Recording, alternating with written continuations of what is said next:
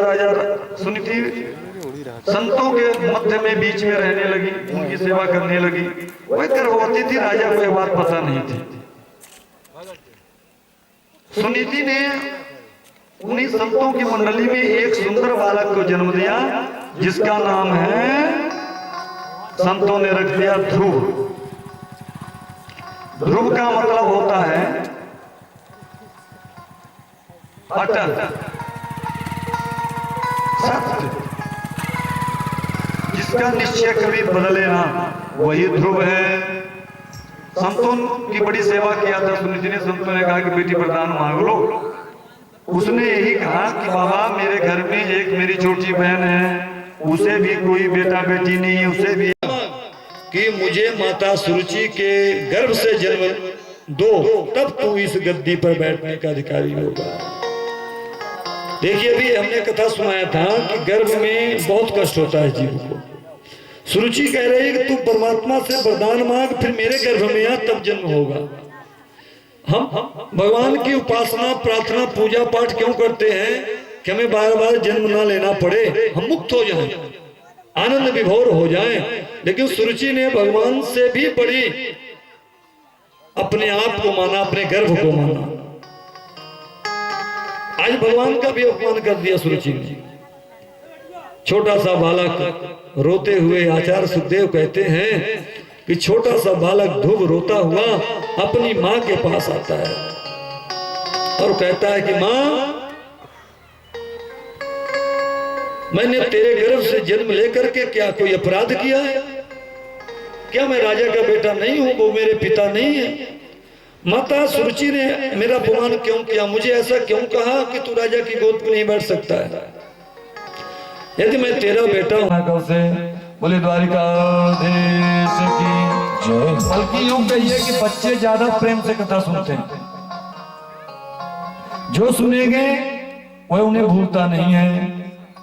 माता सुरुचि ने कहा, मां मंगलम तातु परेषु मस्ता भुक्ते जनो यद पर दुख दस्ता सत्यम सुरुच्या विदा भवान में यद दुर्भगाया हृदय गृहीता। अरे बेटा तू ऐसा क्यों कहता है कि मैं सुरुचि से बदला लूंगा? सुरुचि ने तेरा अपमान नहीं किया, कुछ नहीं कहा।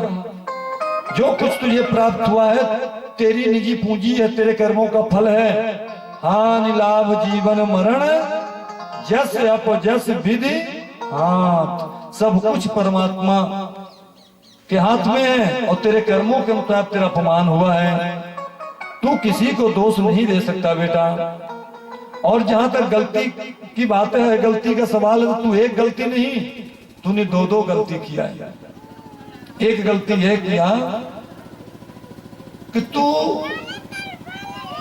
मेरे गर्भ से जन्म लिया, और दूसरी गलती किया कि तू मानव बना, तुझे देवता होना चाहिए, तेरे अच्छे कर्म हैं। कितना सुंदर उपदेश किया है तुझे भाई। मानव काया इसीलिए में मिली है कि परमात्मा का भजन करो, परमात्मा को प्रसन्न करो, परमात्मा के दर्शन करो और जीवन को संभाल लो। तो वो सुरुचि ने कुछ भी गलत नहीं कहा है। तू अभी चला जा, कल जाना है तो आज चला जा, आज जाना है तो अभी बन चला जा। ध्यान देना, भागवत की माता अपने नन्हे से 4 वर्ष के बालक को कहती तू बन चला जा, तुझे परमात्मा मिलेगी। आज की कितनी ऐसी माताएं हैं जो अपने संतान को परमात्मा से मिलने मिलाने की प्रेरणा देती हैं क्या? दुनियादारी सिखाएंगी, सिनेमा हॉल भेजेंगी, है ना, दुनिया भर के बिगड़ने के सामान लाकर रखेंगी, टीवी है, कंप्यूटर है ना, मोबाइल। आजकल तो सबसे सरल मोबाइल, छोटे छोटे बच्चे लिए मोबाइल घूम रहे हैं। तो कहने का मतलब है अपनी संतान को संस्कार दो, मोबाइल बचपन में मत दो। आज का बालक के माता से कम सीखता है। बालक की प्रथम पाठशाला क्या है? माँ की गोद। बालक की प्रथम गुरु कौन है? माँ है। संत बन जाता है, ज्ञानी हो जाता है। तो यहां पर माता कहती है कि तू जा, और परमात्मा का आसरा ले ले। संसार में किसी का आसरा लेने की जरूरत नहीं है, क्योंकि जब परमात्मा कृपा करेंगे तो दुनिया कृपा करेगी। देखिए शास्त्र कहते हैं कि सुशीलो मातृदोषेन पितृदोषेन मूर्खता, कार्पण्यम वंश दोषेन आत्मदोषात् दरिद्रते। दुशीलो, माता के दोष के कारण पुत्र जो है तो चरित्रहीन होता है, दुर्गुणी होता है, और पिता के दोष के कारण मूर्ख होता है, और उस वंश के दोष के कारण कृपण होता है। कृपण समझते हैं? खल, कंजूस जिसे बोलते हैं। और स्वयं के दोष के कारण दरिद्री होता है। तो शास्त्र की बातें हैं, ये मत सोचना कि मैं कह रहा हूं। आसरा इस जहां का मिले ना मिले, आसरा इस जहां का मिले ना मिले, मुझको तेरा सहारा सदा की सेवा करते हो। आसरा इस जहां का मिले ना मिले, आसरा इस जहां का मिले ना मिले, मुझको तेरा सहारा सदा चाहिए, मुझको तेरा सहारा सदा चाहिए, मुझको तेरा सहारा सदा चाहिए। जय हो। दोनों हाथ से ताली की सेवा करते हुए सभी लोग उत्साह पूर्वक जय हो।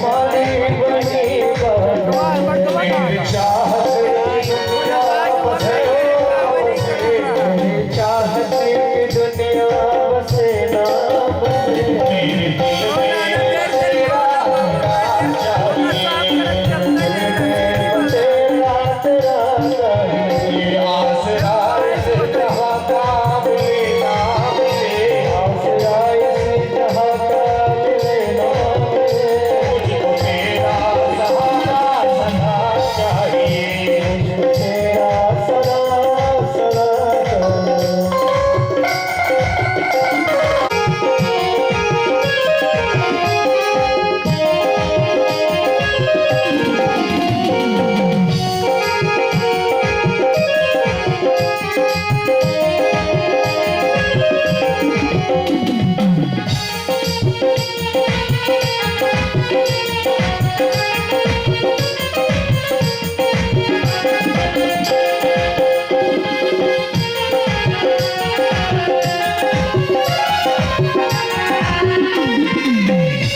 पैर मेरे थके हैं चले ना चले, पैर मेरे थके हैं चले ना चले, दिल में इशारा तेरा चाहिए। दिल में इशारा तेरा चाहिए।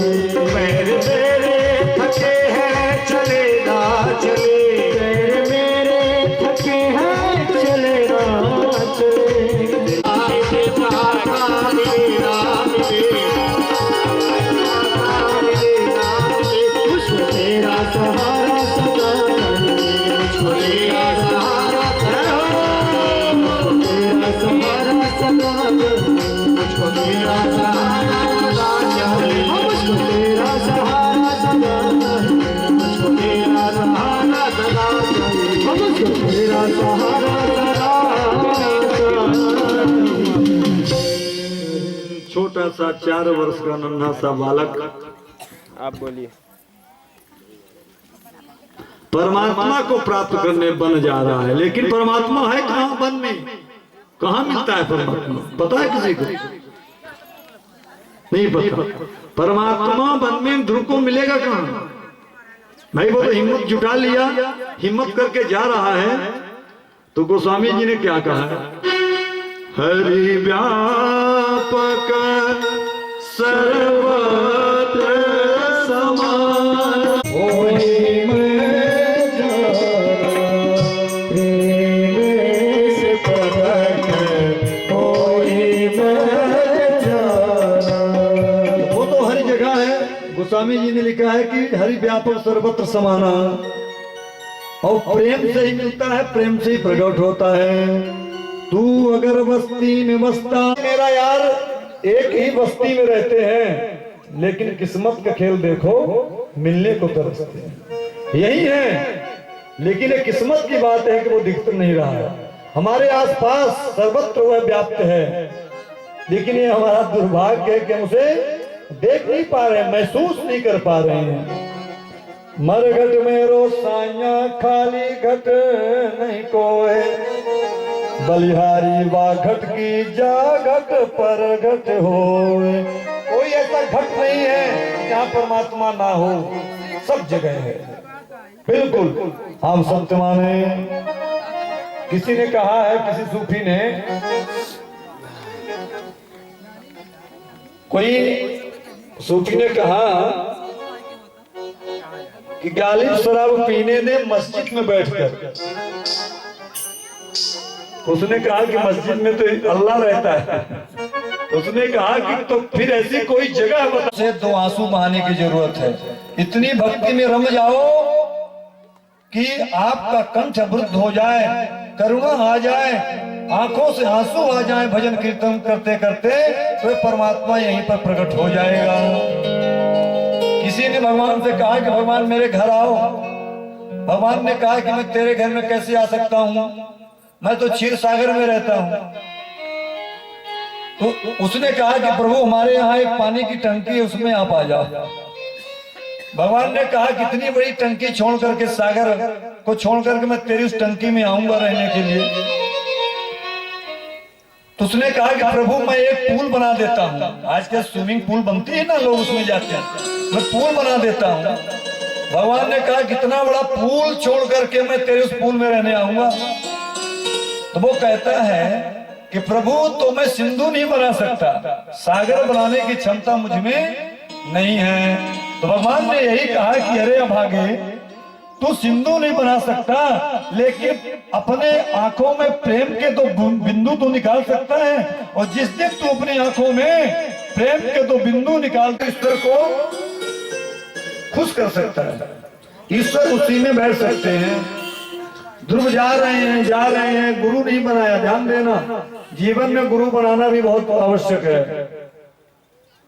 गुरु को बिना बेड़ा पार नहीं हो सकता।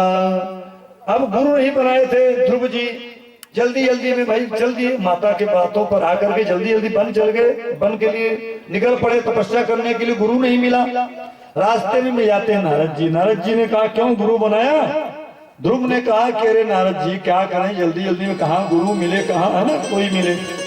तो आज से आप ही मेरे गुरु हो, मैं आपका चेला। नारद जी को गुरु बना। और नारद जी जिस जिसको मिलते हैं उसे भगवान निश्चित ही मिल जाते हैं। ये अटल सत्य है। नारद जी ने जिसका कान फूंका उसे भगवान मिलते हैं। ध्रुव जी को आदेश कर दिया कि मधुबन में जाओ, और मधुबन में जाकर के निराहार रह करके भगवान की आराधना करो। लेकिन विधि से करना, ऐसे नहीं है। हम ऐसा नहीं कर सकते कि जो मन में आया उसे पूजा कर लिए, है ना। लोग बाग कैसे भी पूजा करते रहते हैं, बिना विधि के पूजा में भी लाभ नहीं होता।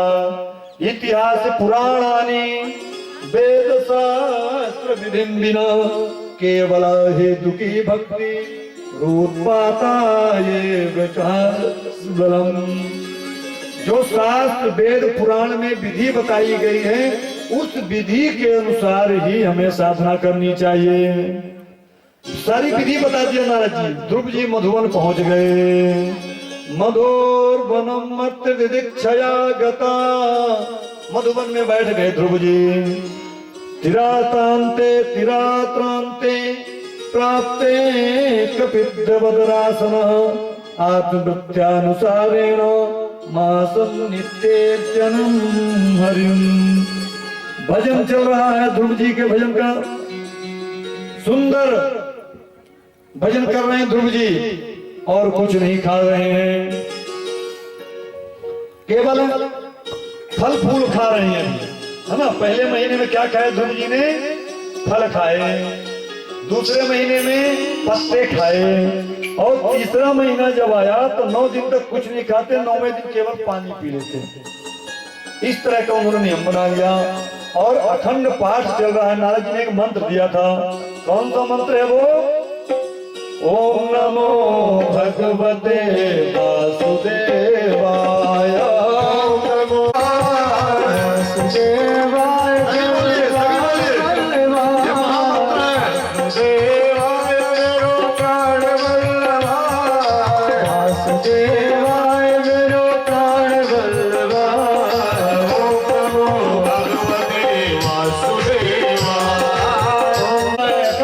पाठ चल रहा है। और ध्रुव जी के भजन का 5वां महीना शुरू हुआ। 5वें महीने में ध्रुव जी ने जल तक का त्याग कर दिया और श्वास को रोक दिया। और जैसे ही ध्रुव जी ने श्वास को रोका, श्वास को रोक करके भी भजन चल रहा है।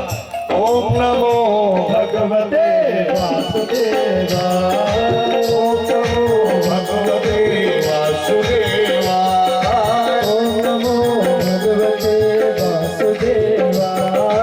ओम नमो भगवते वासुदेवाय। वासुदेवाय प्रभु नंदनाय। वासुदेवाय प्रभु नंदनाय। नंदनाय प्रभु वासुदेवाय।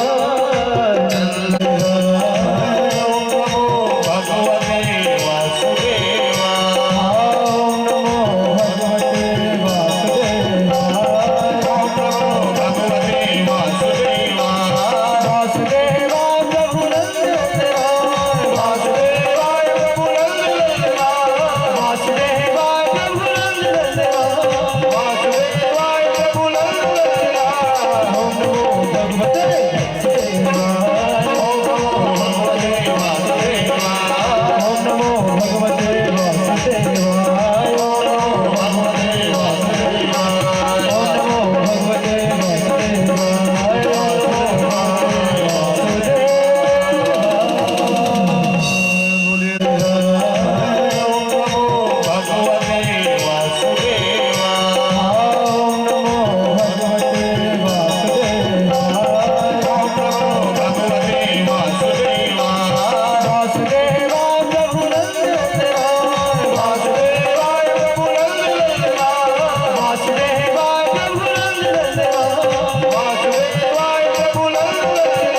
ओम नमो भगवते वासुदेवाय। ओम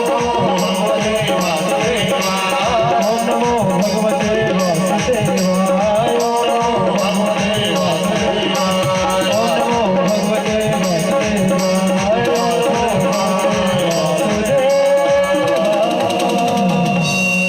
रोका तो समस्त विश्व की श्वास रुक गई।